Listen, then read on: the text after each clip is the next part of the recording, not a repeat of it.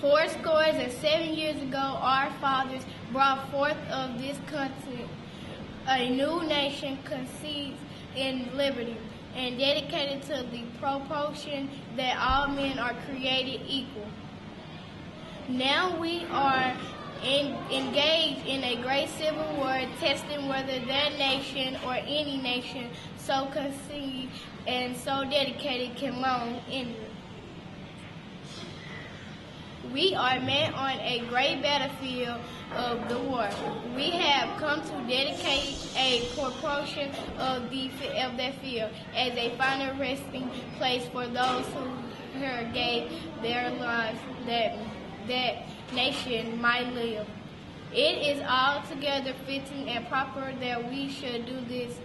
But in a large sense, we cannot dedicate, we cannot consecrate, we cannot hollow this ground.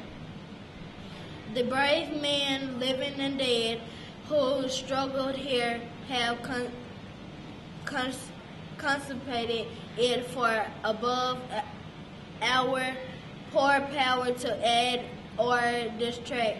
The world will little know nor long remember what we say here, but it can never forget what they did here. It is for us to be living, rather to be dedicated here to the unfinished work which they who fought here have thus far so nobly advanced. It is rather for us to be here dedicated to the great task remaining before us, that from these honored dead we take increased devotion to that cause from which they gave the last full measure of devotion, that we here